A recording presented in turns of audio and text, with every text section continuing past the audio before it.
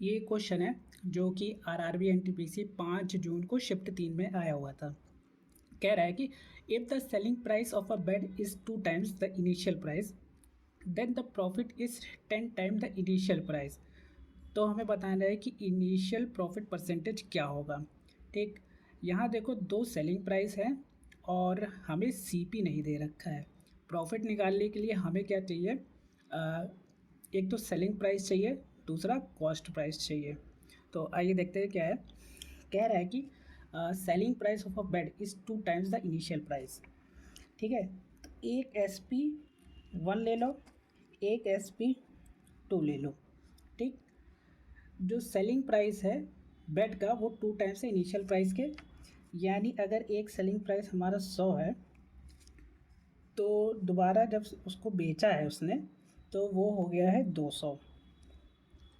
ठीक, इसके बाद हमें देखो ये नहीं पता है कि कॉस्ट प्राइस क्या है, लेकिन हमें ये कह रखा है कि the profit is 10 times the initial price.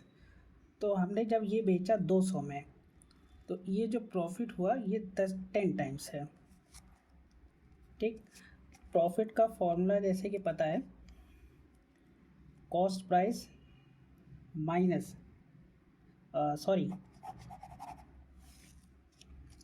Profit का फॉर्मूला होता है selling price minus cost price. ठीक, यहाँ से अगर देखो तो प्रॉफिट हमें दे रखा है 10 टाइम्स दे रखा है, इसलिए 10 इंटू पी लिखना ज़रूर, ये कि नहीं खाली 10 लिख के छोड़ दो। ठीक है, 10 टाइम्स मतलब 10 into P equal to selling price हमें 200 दे रखा है और कॉस्ट प्राइस हमें नहीं पता है। ठीक, ये हो गई हमारी इक्वेशन 1। इसके बाद देखो इसमें और इसमें जो हमारे पहले वाला सेलिंग प्राइस था इसमें हमें नहीं दे रखा है कि कितना प्रॉफिट है, तो इसको हम एज इट इज़ लिख लेते हैं। Profit equal to selling price हमें 100 दे रखा है, 100 लिख लिया, माइनस कॉस्ट प्राइस हमें नहीं पता है। ये हमारी इक्वेशन 2 हो गई।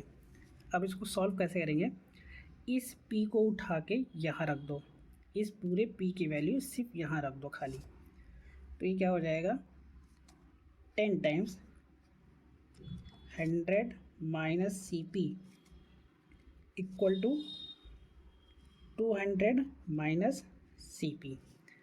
अब इसी को सॉल्व करोगे, सॉल्व करने के बाद जो हमारा कॉस्ट प्राइस आएगा वो आएगा 800/9।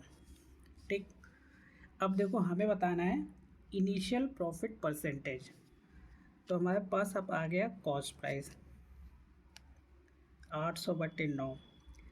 इनिशियल प्रॉफिट परसेंटेज बताया ना, तो इनिशियल सेलिंग प्राइस हम लेंगे जो कि ये है 100। ये हो जाएगा हमारा 100। ठीक है, 100 ये कट गया, ये से ये कट गया, 8 को यहाँ भेज दो, तो ये हो जाएगा कॉस्ट प्राइस और सेलिंग प्राइस का रेशियो 8:1। इनके बीच का अंतर जो होता है 1, यही हमारा वो होता है। ठीक, तो ये हो जाएगा हमारा प्रॉफिट परसेंटेज हम निकालेंगे, 1 प्रॉफिट हो गया और अपॉन जो हमारा कॉस्ट प्राइस होता है वो नीचे जाता है 8 इंटू 100, तो ये आ जाएगा 12.5 आंसर।